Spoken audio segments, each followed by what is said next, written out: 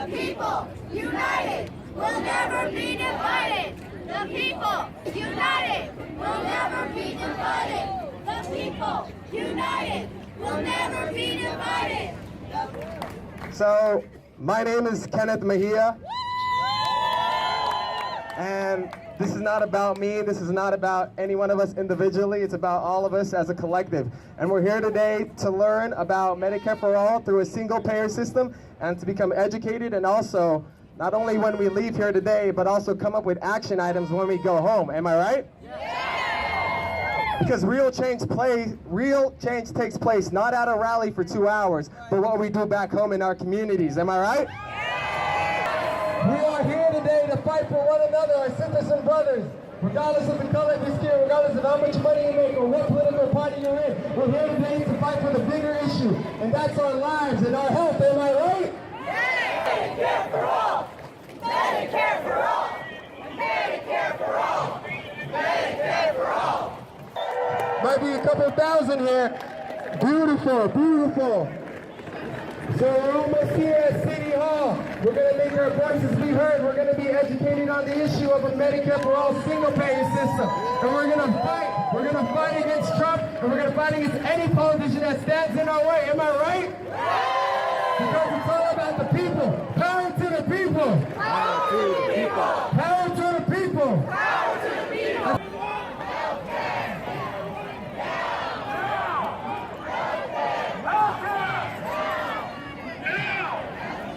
I'd say he qualifies as a community organizer.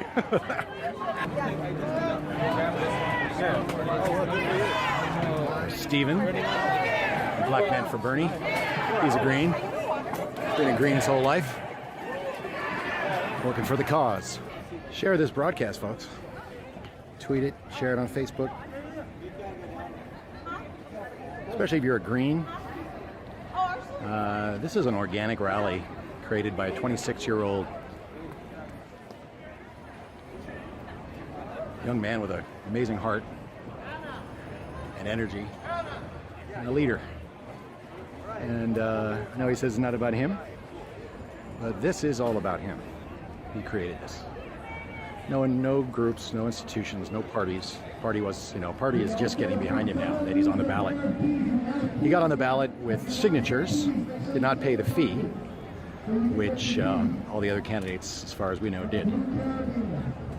It's time to fight for healthcare as a right. It's time to fight Say for healthcare as a right. Say where? It's time to fight for healthcare as a right. It's time to fight For healthcare as a right. So we're all here gathered today to fight for healthcare as a right.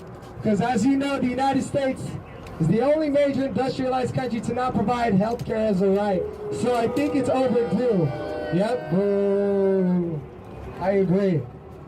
And I think that's why we're all here. What's happened over the past year, this election cycle, it's been a mess. And we realize now it's time for us to come out to the streets, to get educated, to learn how we can get involved and take plans of actions. Am I right? Because we're not going to just sit here and let people make the decisions for us. Am I right?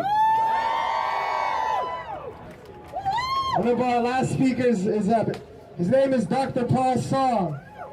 He's the co-chair of the Campaign for a Healthy California and also from Physicians for a National Health Program. Please give it up for Dr. Paul Song.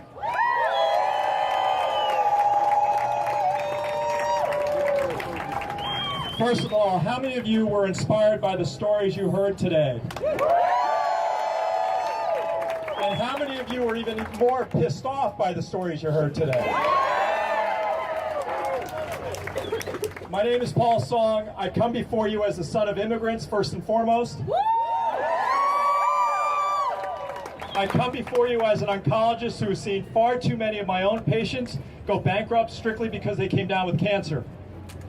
I come before you as someone who has seen far too many of my patients who are undocumented or from communities of color present with late-stage cancer because they could not get access to preventative screening or early care. Let's make no mistake about it. While the ACA did a tremendous amount of good, we still have a grossly immoral and unjust healthcare system. Even without a Republican repeal, 29 million people will remain uninsured in the United States. 3 million people will remain uninsured in California, of which 350,000 of these are children. And because the Affordable Care Act was largely written by the private insurance industry and pharmaceutical industry, there is still no insurance rate regulation or provisions to stop outrageous drug prices. And as a result, 1 out of 3 people who actually got coverage due to the Affordable Care Act delay seeking care because they can't afford the copays and deductibles. And 1 in 10 seniors still cannot afford to buy the medications they need to take. And sadly, the only thing that Republicans and Democrats could agree upon with regard to the Affordable Care Act was to exclude our undocumented brothers and sisters. Now, while a repeal would be disastrous, and it would take away coverage from roughly 20 million people that got coverage under the ACA, fighting simply to protect the ACA status quo is not enough. We must demand a fight for single-payer Medicare for all. We must fight for a system that covers everyone, including our undocumented brothers and sisters. Provides everyone with the same high quality of care with no copays or deductibles. Now, you're going to hear a lot of lies that a single-payer Medicare for all system is too expensive and we simply cannot afford it. But the truth is we can afford not to do it. And several other industrialized nations have shown a single-payer healthcare system can deliver care for everyone much more cheaply. But here's the fact. In the state of California, I don't know many of you realize this, out of every healthcare dollar that is spent in the state of California, 70 cents comes from taxpayers. You take that with the fact that health insurers are taking 25 cents of every healthcare dollar away from actual healthcare, basically to hire administrators to deny care, to pay exorbitant salaries, and to use it for marketing and lobbying. So essentially, we are paying for universal health care. We're just not getting it. Now, Congressman John Conyers recently reintroduced his Medicare for All bill, H.R. 676, into Congress. Yep. And sadly, of our 39 Democratic congressmen in the U.S. Congress, only 10 have signed on to that.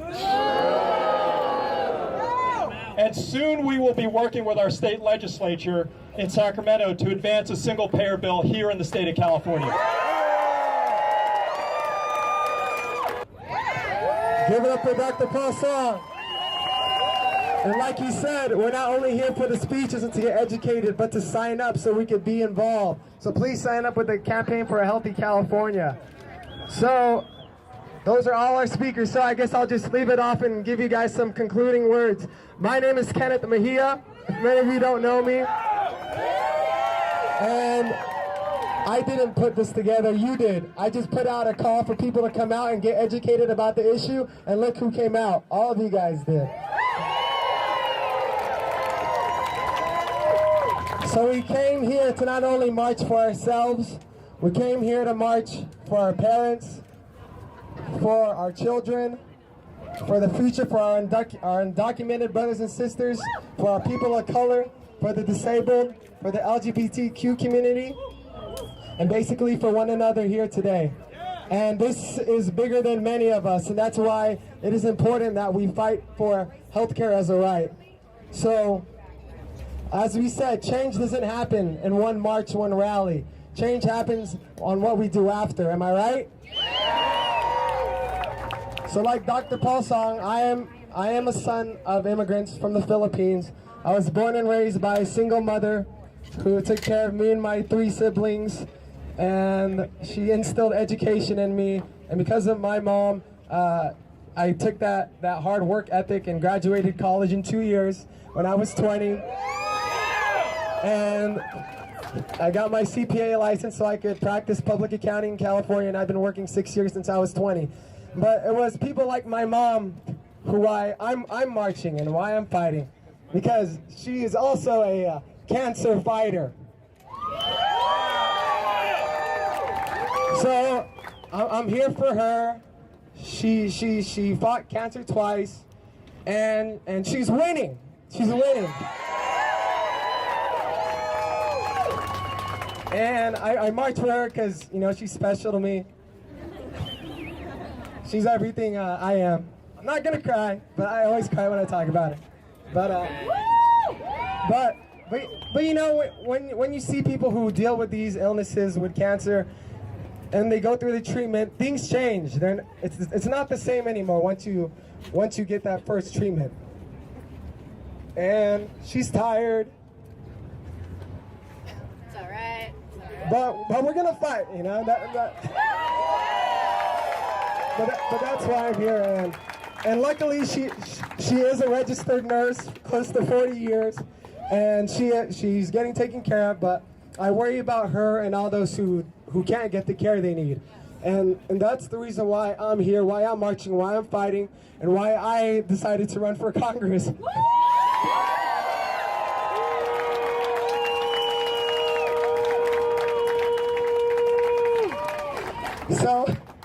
So that's why I'm here. I feel like, you know, I'm 26 years old, and we've seen our elected officials not work for the people. So, like Bernie Sanders told me on TV, he said you need to get involved in the political process. We need young people to step up, listen to the community. And that's what I'm doing. I'm here like many of you. I'm nothing special. Yeah, you are. I'm just like all of you here. I work 9 to 5, but at the same time, I'm trying to change the damn world for the better.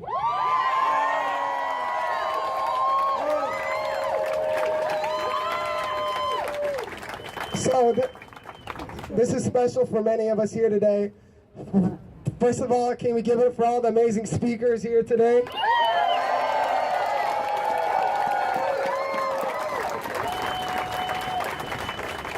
And this is where we go home and we fight back. This is the time we tell our parents, our friends, our family back home who can't be here today to learn about single payer. We're here to tell them that we're the only nation, the major industrialized nation on earth, to not provide health care as a right.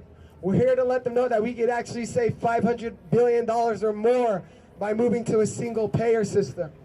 We're here to let them know that we're spending close to $9,000 on average per person on health care due to administrative costs and the bureaucracy we call the health insurance industry and big pharma.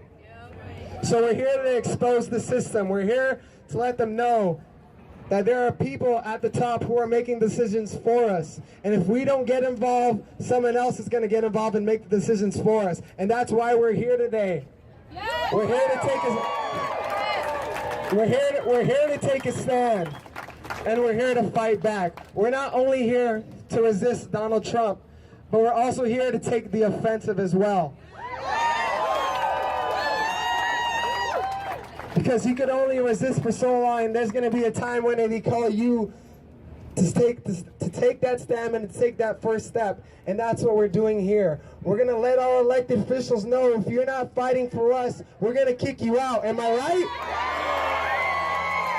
I don't care if you're a Republican or you're a Democrat. If you're not fighting for us, you're going to get out, because healthcare is a human right. Am I right?